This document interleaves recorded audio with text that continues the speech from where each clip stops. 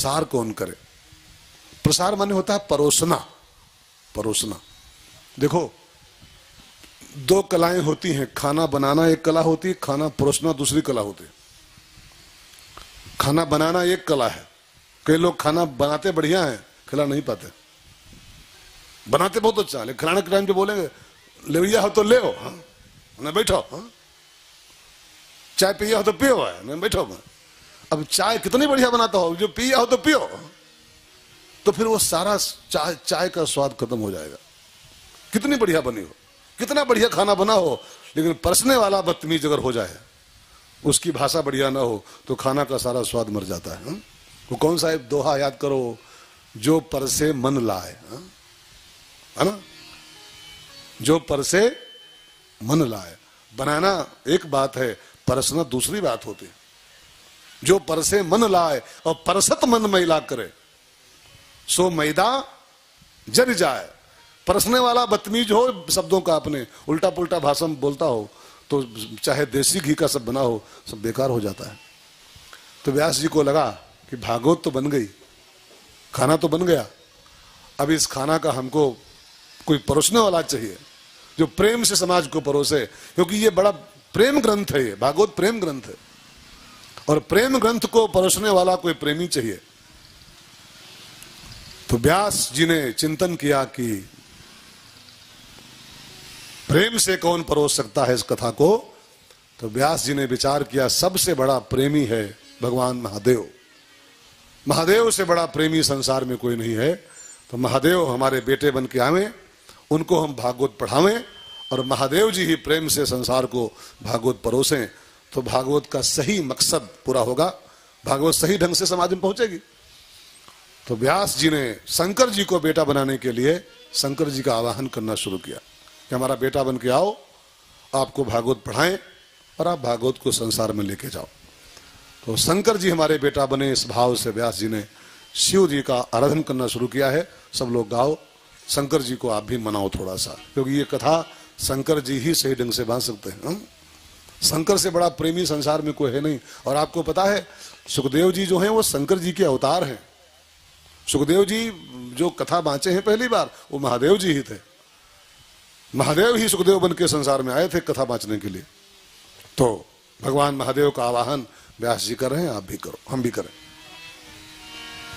जयति जय जय काशी वाले, खेल है तेरे नाथ निराले। जयति जय जय काशी वाले, खेल है तेरे नाथ निराले। नाग गले में विषधर, जय शंभु जय जय शंभु, जय शंभु जय जय शंभु। गाइए, जय शंभु जय जय शंभु, जय शंभु जय जय शंभु।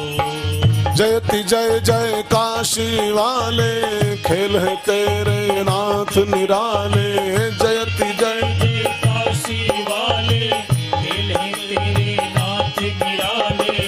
नाग गले में विषधर, जय शंभु जय जय शंभु, जय शंभु जय जय शंभु, जय शंभु जय जय शंभु। जो भी तेरा ध्यान धरे, उसका सुर नर मान करे। जो भी तेरा ध्यान धरे, उसका सुर नर मान करे। जन्म मरण से वो उबरे, शरण तुम्हारे जो धर ले। जन्म मरण से वो उबरे, शरण तुम्हारे जो धर ले। दया करो विष पीने वाले, भक्त जनों के तुम रखवाले। दया करो विष पीने वाले, भक्त जनों के तुम रखवाले। तुम बिन नैया कौन संभाले। जय शंभु जय जय शंभु, जय शंभु जय जय, जय शंभु जय जय शंभु, जय शंभु जय जय शंभु। भस्मासुर था अभिमानी, भस्म करा दी शैतानी। भस्मासुर सा अभिमानी, भस्म करा दी शैतानी। पार्वती बन विष्णु आए, दगाबाज को मजा चखाए। पार्वती बन विष्णु आए दगाबाज को मजा चखाए भांग धतूरा आप ही खाए जय शंभु जय जय शंभु जय शंभु जय जय शंभु जय शंभु जय जय शंभु जय शंभु जय जय शंभो ओ जयति जय जय काशी वाले खेल है तेरे नाथ निराले जय जय जय काशी वाले देह तेरे नाथ निराले अगले में विषधर डाले जय शंभो जय जय शंभो जय शंभु जय जय शंभु जय शंभु जय जय शंभु जय शंभु जय जय महादेव जी प्रसन्न हुए और जो कभी जन्म नहीं लिए हैं, जो किसी के पेट में जाते नहीं, जो ऑलरेडी जगत के पापा हैं, जगतः पितरौ, पूरे संसार के पित्र हैं, वह जगत को भागवती वार्ता प्रदान करने के लिए व्यास भगवान का बेटा बनने को राजी हो गए। भगवान अजन्मा है, उसका एक नाम अज है। अज अज माने होता है अजन्मा। अजन्मा मुसलमानों का एक शब्द है नमाज, पढ़े होंगे आप लोग, सुने होंगे नमाज। नमाज का अर्थ जानते क्या होता है? अब मुस्लिम धर्म में उसको वो बोलते हैं, लेकिन उसकी जब परिभाषा लगाओ तो आपको एक नया अर्थ मिलेगा। नमाज का संधि विच्छेद करो, नमाज शब्द को दो जगह बांटो, नमः प्लस अज इज इक्वल टू नमाज। नमः अज, नमः माने नमस्कार करता हूं, अज माने अजन्मा परमात्मा को जिसका जन्म नहीं होता है। अब वो है सब वही सब लौट पोट करके, लेकिन वो बुद्धि का फितूर है कि वो सब अलग अलग मान लिया गया। नमः अज इज इक्वल टू नमाज। नमः अज, नमस्कार करता हूं उस परमात्मा को जो अजन्मा है, नमः अज, ठीक है ना। तो जो अजन्मा है, जो कभी जन्म नहीं लेता है, जिसका जन्म मरण कुछ नहीं होता है, नमामि समीशान निर्वाण रूपम विभुम व्यापकम ब्रह्म वेद स्वरूपम, जो अज है, भागवत का प्रसाद बांटने के लिए वो व्यास भगवान की पत्नी के उदर में समाहित हो गए कि हमारे माध्यम से अगर हमारे पैदा होने से संसार को भागवत मिल जाए तो चलो पैदा हो लेता हूं मैं। और व्यास भगवान की पत्नी के पेट में महादेव जी प्रवेश कर गए। और फिर तो एक नियम होता है ना कि जब बच्चा पेट में आता है तो 9 माह में पैदा हो जाता है, 9-10 माह में। लेकिन जो महादेव जी पेट में आए तो सामान्य बच्चा थोड़ा है, वो विशेष बच्चा है। 1 साल हो गया, 2 साल हो गया, 3, 4, 5 साल हो गया, लेकिन जो बाबा पेट में आए वो पैदा नहीं हो रहे।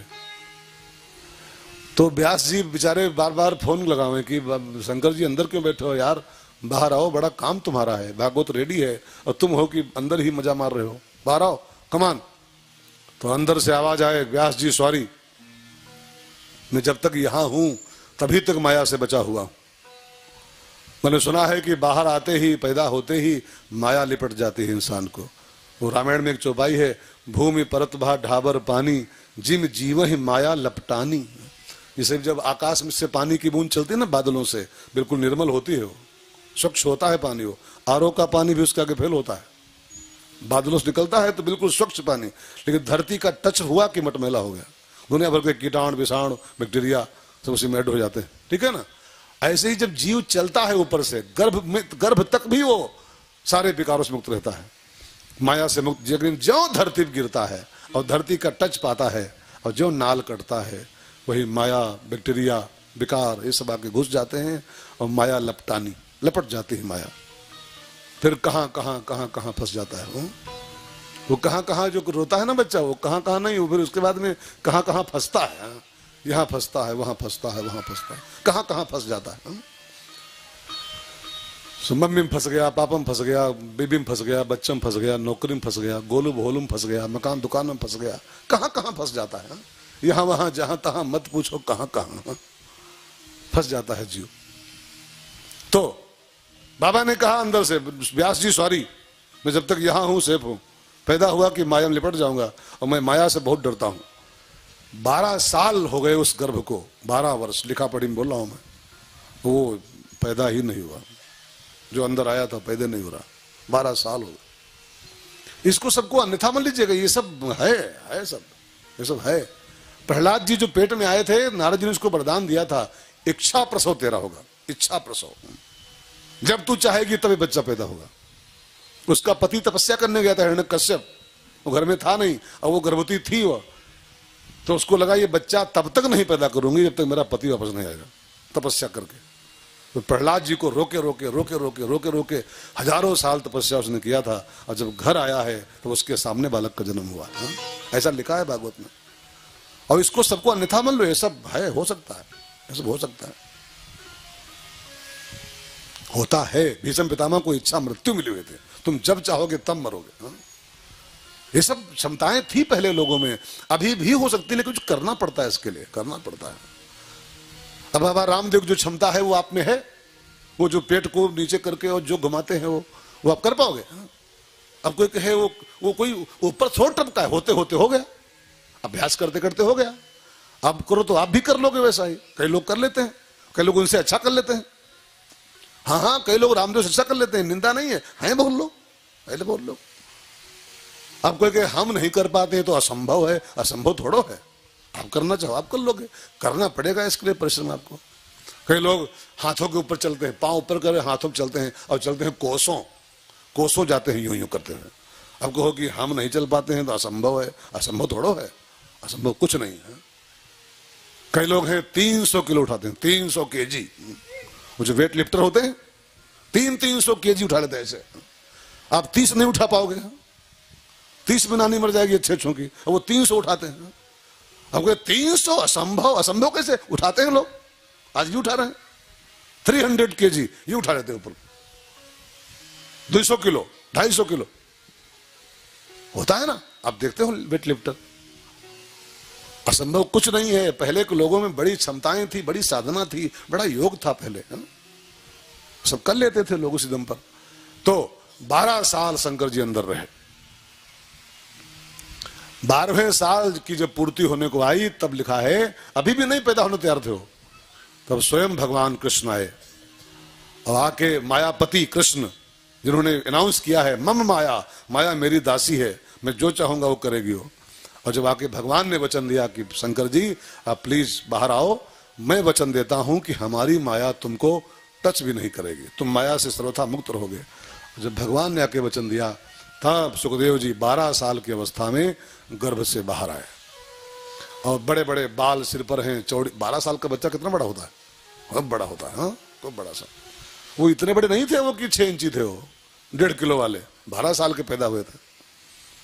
हष्ट पुष्ट शरीर, नौजवान, बड़े बड़े सिर पर जटाएं, चौड़ी छाती, बड़े बड़े बाजू, और पैदा होते ही नार भी नहीं कटने दिया, और नार व्यवहार के सहित सुखदेव जी जन्मजात परिव्राजकाचार्य हो गए, जंगल को चले गए। और जब तपस्या उनकी पूरी हुई 4-5 साल के बाद वापस आए, और वापस आके भागवत का अध्ययन किया, और भागवत जब पढ़ के सुखदेव जी रेडी हो गए तब भगवान नारायण ने कृपा किया, और उधर वो पढ़ के फिट हुए थे, भागवत का स्टडी पूरा हुआ था कि भगवान ने एक श्रोता उत्पन्न कर दिया, एक भागवत का प्यासा श्रोता बैठा है गंगा किनारे, परीक्षित, भागवत सुनने के लिए।